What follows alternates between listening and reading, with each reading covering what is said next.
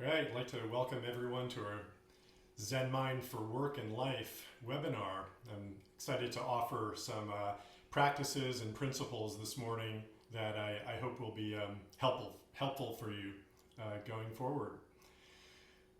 So this is about practices that come from the Zen tradition that I've adapted as practical applications that we can use in our daily life to access specific qualities of mind that help us with the challenges of everyday life. By mind, I mean body-mind, right? It's our intelligence is moving all through our bodies. It's not just centered in our brain. And one of the great benefits of practicing Zen principles and practices is that we really are opening up to the intelligence of our entire body. Okay, and this helps us to stabilize and expand our awareness in key ways. So there's the difficult conditions that we face every day are ones that are very common to all of us, and I just want to name them because it's good to know what we're dealing with, right? It's feelings of being off-centered, of feeling distracted, of feeling anxious or confused. Right? It's also feeling uncertain about the future, and so there's a worry system that kicks up, right? And just not really being able to be connecting and responsive with the people around us. So that's kind of what we're addressing. There's specific qualities of mind that kind of work with these things. I'd love to put it out to everyone and just say, if you could put into the chat the top one or two of these things which really are problems for you, or that you are afflicted with every day. You know, I'll throw some more out. Confusion, conflict, feeling a lack of resources, right? Resources can be time, it can be attention, it can be energy, it can be information or people. Struggling with feelings of not having enough of those things in any given moment, okay? Or stuckness or worry. These are things that tend to come in and hijack us daily, right? And there are specific things that are going on with the body-mind when this hijacking happens. So I want to share what's going on and the things that we can do to turn these processes of our body and mind to our best advantage. So I'm saying, yeah, anxiety around the future is a big one. Overwhelm, supporting others, and not being focused on your path. Okay. Yeah. So these are real common. Very good. Distraction. Very good. So the material for today is 3 specific qualities of Zen mind. There's a number of them. There's more than 3, and I'll tease you forward with the ones beyond 3. But the 3 that I'm really going to focus on now are, I'm going to do a share. And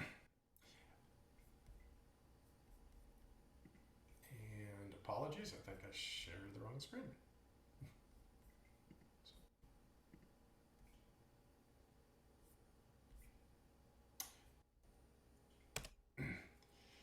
The 3 core qualities that I want to talk about today, and I'll just give basically about 10 minutes to each one, so it's going to be really high intensity, are stable mind, satisfied mind, and beginner's mind.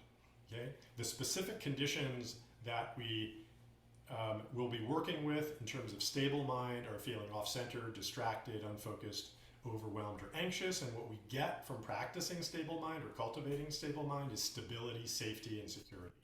Right?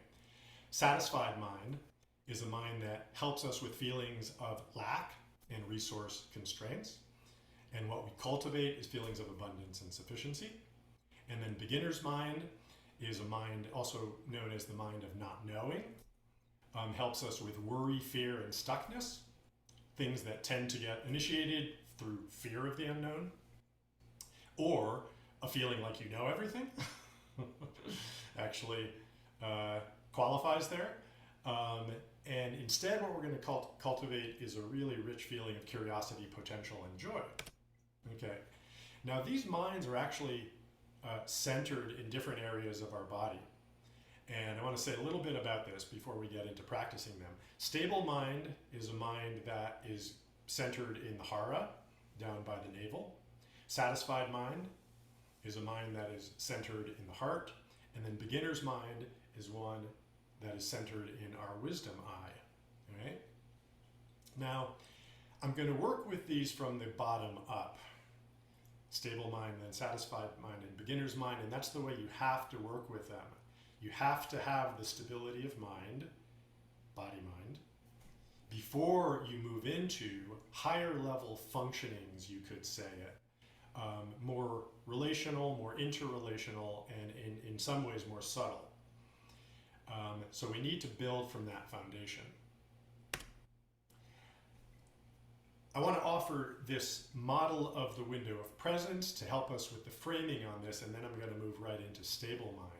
Okay, the window of tolerance is also called the window of presence, and this is a zone of our autonomic system regulation that when we are nicely regulated in our autonomic nervous system, which includes our parasympathetic and our sympathetic nervous systems, then we are responsive, we are seeing the world clearly, we have space, we're less reactive, and we're less collapsed in our energies. Now, what happens when we are outside of our window of presence? Well, when our autonomic nervous system is hyper aroused or hyper activated, then we're in basically a threat condition with our nervous system, and we're going to be losing our capacity. Okay? When we're suppressed in our autonomic nervous system, that's hypo aroused, then we're going to be dull and our energy levels are going to go down. Both of these edge conditions or extreme conditions, you're really not fully present. Okay, your nervous system is not operating, fluidly to transfer and regulate, transfer information, transfer sensory information, connect with other people, and regulating your whole body. Okay. So, say a little bit more about this. When the autonomic nervous system is dysregulated at a physiological level, so your pulse is high, your heart's beating, your breath is shallow, all of these more physiological aspects of the autonomic nervous system, your emotional part, the emotional layer is going to be dysregulated as well, and then the cognitive layer is also going to be dysregulated. So if you're not regulated on the physiological level, the somatic level, your emotions are going to be dysregulated and your thinking patterns are going to be off. Okay, it's quite profound, right? So we have to start from stabilizing and regulating the physiological part of the autonomic nervous system, which then is going to flow up into the emotional regulation and the cognitive regulation. Okay. So that's to reinforce what I was saying about starting with stable mind, which is really focused in the body. So, stable mind. Stable mind gives us capacity, it gives us security, and it gives us the basis of everything else that we're going to do in terms of functioning. Right? So I'm going to give you the best simple practice for cultivating stable mind, which is belly breathing. Right? So if you will, put yourself in a comfortable position, in a seated position, most people, and then instead of leaning back against your chair, extend up from your pelvic frame, up through your spine, and then up through your neck and your head. So you're nicely holding yourself alert in your skeletal system. And now, point the gaze down, turn the attention inward. Begin to breathe in a relaxed way from your belly. Might take a few minutes, or a few seconds, or a few minutes for you to really relax into that diaphragmatic breathing, but take whatever time you need to just relax. So I'm going to give us 1 minute of practice. And just notice what's happened in your mind over that minute.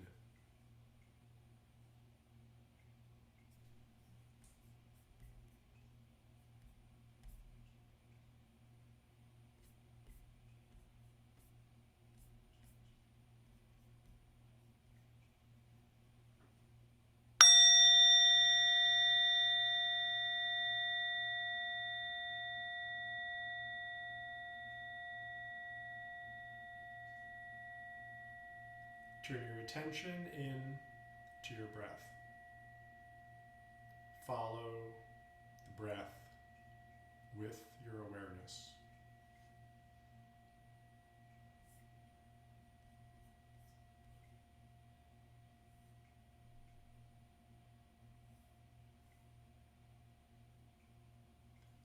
Let your breath lead your mind.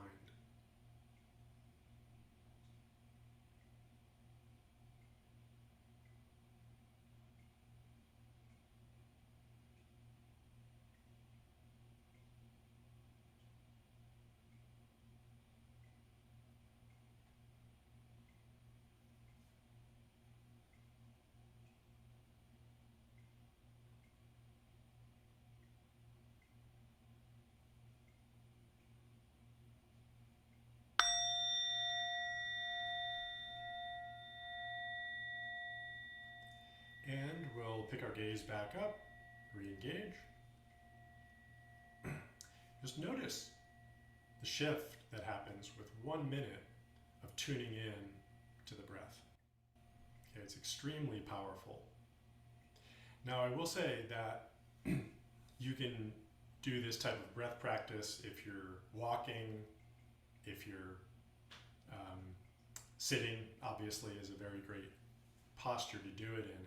When we looked at the hypoarousal and hyperarousal, most of us are probably hyperaroused more than we're hypoaroused. There's more of that activation and anxiety. So that's why sitting is actually very good for the hyperaroused state, is that just to sit and pay attention to your breath allows the nervous system to re-regulate. If you do find yourself hypoaroused, so you're dull and you're collapsed and you're less energized, then do breath practice with walking, okay? And then that's going to integrate more with your body. Okay, so that is the best awareness practice to generate stable mind. I have an inquiry practice for you for stable mind too, and I'll have an awareness practice and an inquiry practice for each. So the inquiry practice is what is present right now. And in this inquiry, I will point you to shift from your visual and your verbal senses. Okay, the verbal sense is the voices you hear in your head, and the visual is obvious, right? Shift from those senses, and it may help you to close your eyes to do this, to the feeling and the hearing senses. And I would pick one, okay? I think listening, hearing is a really rich one to do. Feeling is also a very rich one to do, but we tend to have more judgments around our feelings than we do around listening, so it's easier access to do it with listening. So close your eyes and just give all of your attention to what you're hearing. And now, instead of being passive with that hearing, really listen to it. The shifts in the sounds, the volume change, the quality of the sounds, the whole texture of your oral scene.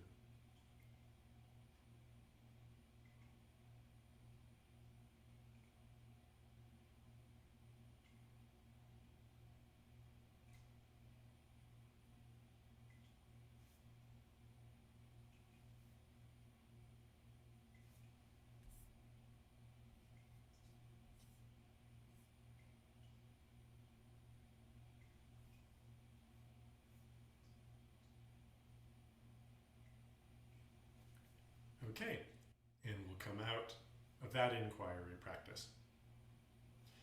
What happens with the mind, what happens with the nervous system when you enter into an inquiry like this open question, is that the entire nervous system is getting stabilized. Okay, so with those two-minute exercises, you may feel that your system has become more stable. Okay, I'd love to hear or see comments you have about either of those practices, and really throughout the session. You can put them in the chat and we'll take a look at them. Okay, I'd like to move now to satisfied mind. Satisfied mind, remember, is going to be based and centered in the heart. So our practice here will be heart breathing.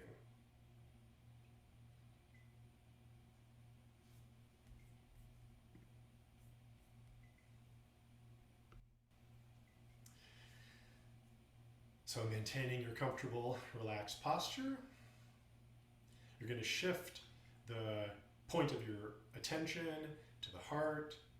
You can close your eyes and envision the breath being taken in directly into the heart. On the inhale, and then flows out from the heart into the entire universe on the exhale.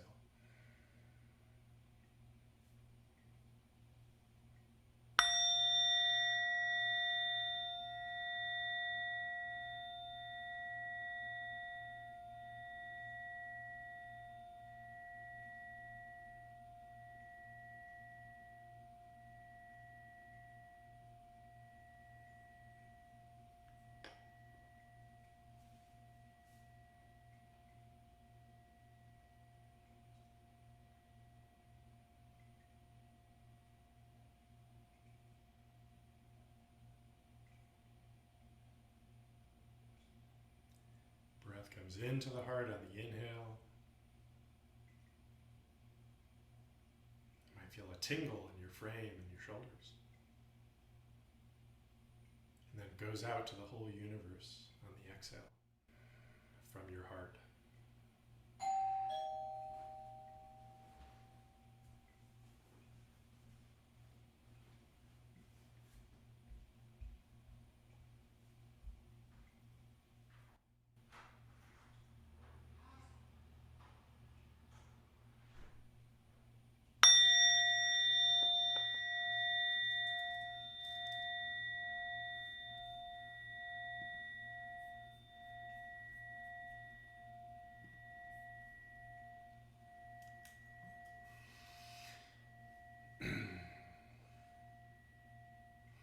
Okay, so there's quite a sense of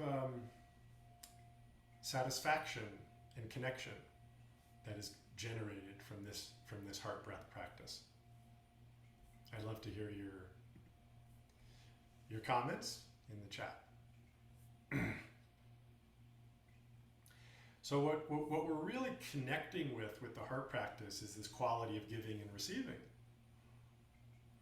And we can see that we are constantly in this exchange with the universe, giving carbon dioxide to the plants, taking oxygen in to our body, constantly, continuously. It never stops. It never stops. So this exchange is the nature of our reality, actually. And all we're doing is tapping into it with appreciation. So there's a giving and a receiving. You don't have enough breath, you take a breath. You've got too much carbon dioxide in your system, you exhale and it goes out. Okay, I'd like to offer this next inquiry practice for satisfied mind. What is lacking in this moment? Close your eyes. Tune in. What is lacking in this moment for you, if anything?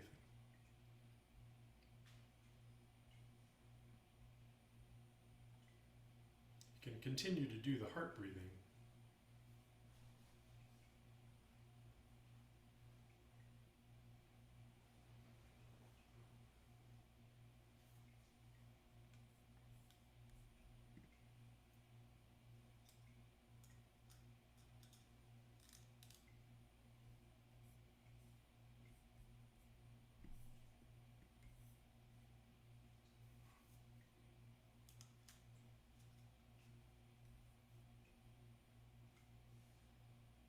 Is anything lacking?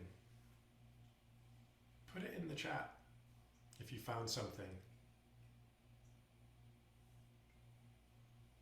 Is anything lacking in this moment for you? When we do this inquiry actively, right, really ask yourself the question, then it activates the reality that perhaps nothing is lacking. Okay, but it's subconscious until we ask ourselves the question sometimes. Okay, here's an advanced version of this inquiry. Close your eyes. Is there anything lacking in your life? And spend a few moments on that one. Is there anything lacking in your life?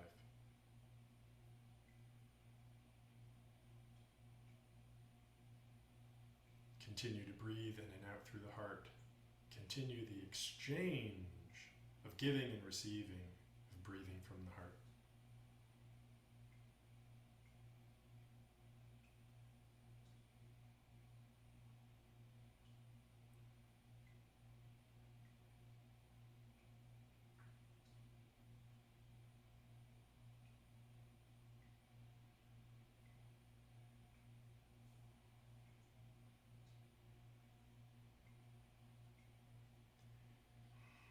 You might notice as you ask this question, something lacking in my life, it goes up to the head, right? Some idea of what you want or feel you're lacking, okay? Bring the attention back down to the heart. What does the heart say about what's lacking? As it breathes in and out, as it continues to move all of the energy and blood through your body, what does it say?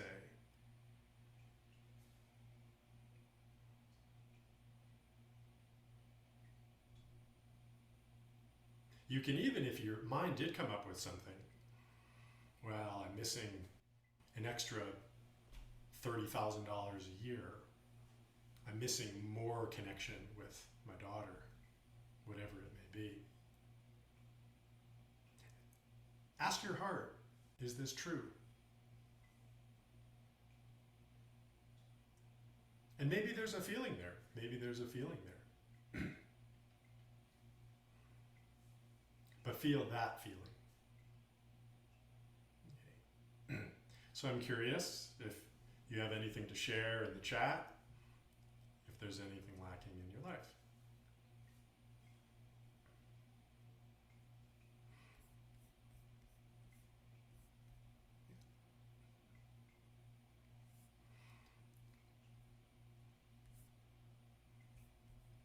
And now, next we will move to beginner's mind. Okay, so now we've moved up the energy centers and now we're focused on our wisdom eye up here. So the awareness practice for beginner's mind is to, I want to say a little bit about beginner's mind before we go into the practice. So beginner's mind, many of us have heard some of you perhaps have heard the quote from Suzuki Roshi, famous Zen teacher in the US. In the expert's mind, there are few options or possibilities, but in the beginner's mind, there are many. And I'd like to, what I hear in that also is a famous quote from Albert Einstein, which really always resonated with me, which is, no problem can be solved from the same frame of mind that identified the problem. Right? So there's a limitation that ends up affecting, not only our judgments, but it ends up actually controlling our nervous system and organizing our nervous system when we start relying upon what we believe to be known truths.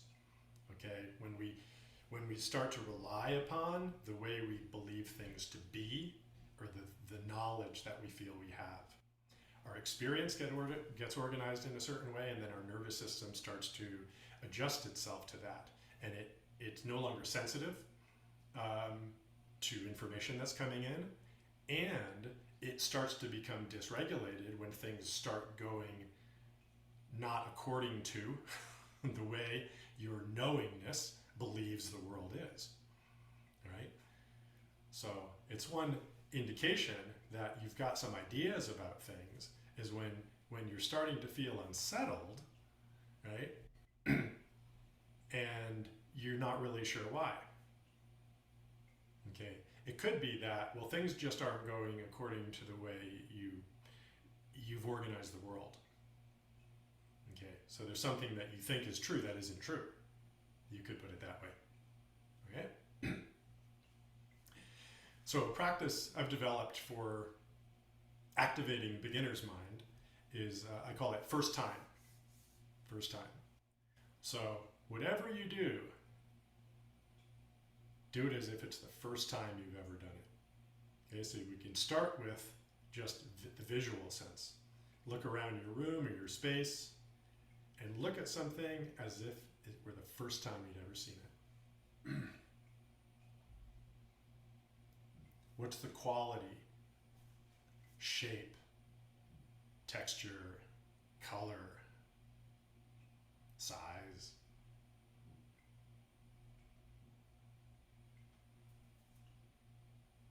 You look at a door.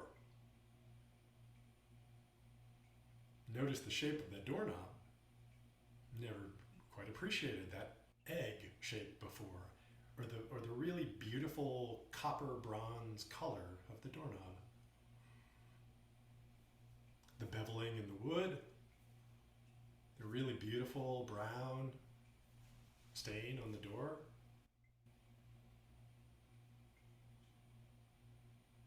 Like this. Okay, so spend some time with a few objects in your field.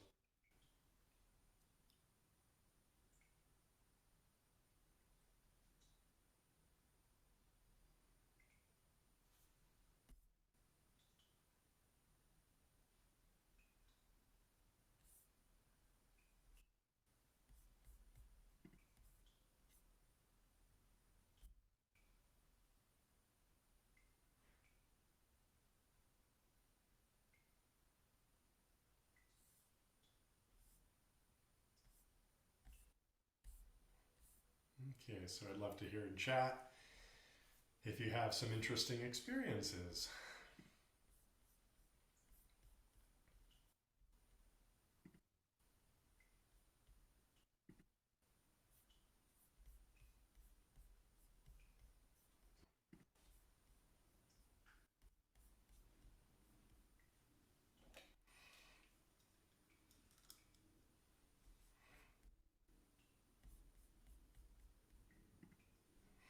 Yeah, okay. So you can practice first time anytime, any place. You really can. It's really powerful to do it when you're relating with someone and talking with someone, right? Imagine just seeing them for the first time. We carry all sorts of baggage around all of our relationships. Baggage, memory, stored memory, and a certain type of relationship, that we have with them. But what about giving them the freshness, giving yourself the freshness? I'm just asking, what about meeting this person for the first time? I'm gonna imagine meeting him for the first time and just appreciate, some of these qualities. You'll be amazed at how many interesting things that have kind of you've been taken for granted, or maybe you never even noticed, can come forth. Okay. So my inquiry practice for beginner's mind is that so? Okay. So this you'll have to adapt to your own life, your situation, as things arise. But when you find yourself kind of settling in on a certain perspective or a certain idea or a certain truth about a person or a situation, ask yourself, is that so? Is it true? And really hold that. Hold that as an open question for as long as you can.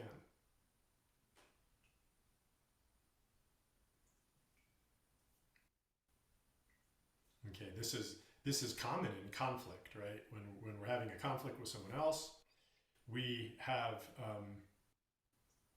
usually a pretty good idea around why we're right and the other person's wrong. So you can ask yourself,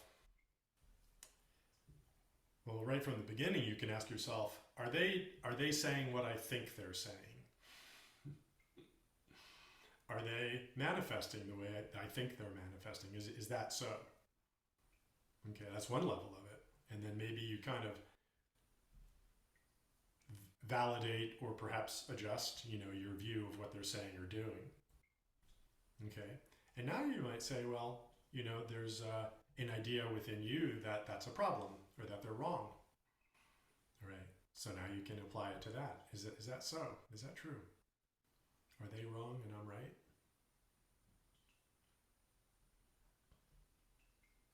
And hold that as an open question.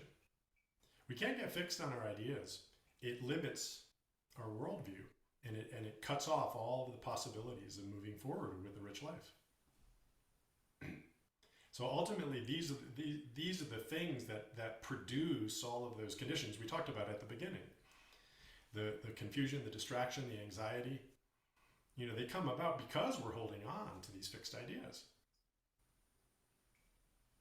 So this is a very direct way of working with that. You will find that it feels much better to hold a space of conversation with someone who maybe you don't like than the sense of conflict and anxiety and embattlement and isolation that comes along with holding your idea to be true. There can be a little bit of discomfort in opening up that conversation with someone, but if you're willing to move into that space, then your life becomes much smoother, more stable, more organized, more regulated. You have much more capacity, and then you can let things go more, because when you're holding on to your ideas, you're not able to move forward into the future fluidly and lightly. Let them go. Let them go.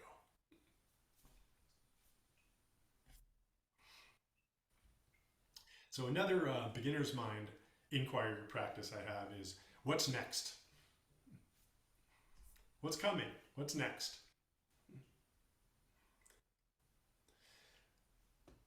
So much of our mental energy, emotional energy, I should say, is often dedicated towards a review of the past and feelings around that. And then a certain kind of protection or planning in the future, in the present. But how often do we look into the future not with that eye of, well, this is what's going to happen and this is what I need to do, this is what I'm going to do, but with that eye of, what's going to happen next? An open question of what's arising, what's coming next. Okay, even taking 30 seconds on that, on your threshold moments, your transition moments, right? You've wrapped up one conversation, you're going to move to another. You're about to leave and get in the car and go somewhere. Okay. Pause. 30, 60 seconds. What's next? You have your ideas about what's next. Yeah, we all do. You've got it on your schedule. You know what you're planning. But that's not what I'm talking about. We're talking about the quality of your own experience and opening up to surprises. Because the world is not going to go according to your plan. Never. It won't. So just open the window for 30 or 60 seconds and just say, I wonder what's coming next.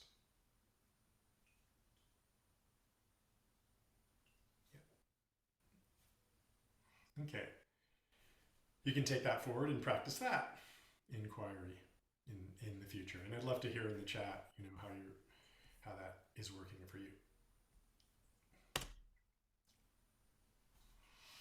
Okay, so we're coming to the end here, and I just wanted to kind of summarize the qualities that we have here. So stable mind, the awareness practice is belly, breath, following.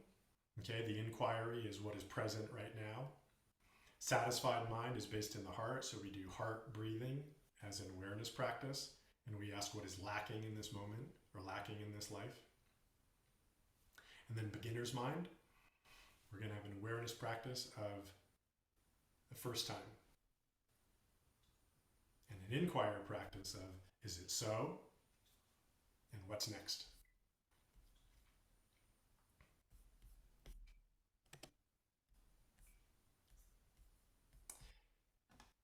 I'm going to bring the screen back again and just tease you forward with some other qualities of Zen mind that I'll be talking about in the future.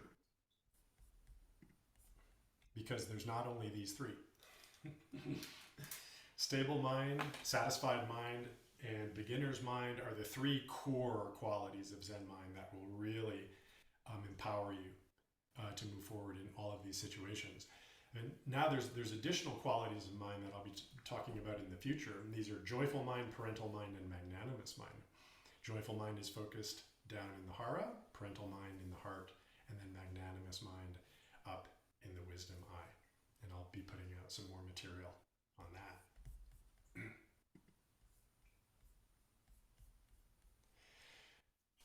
So this concludes our webinar on these three qualities of mind.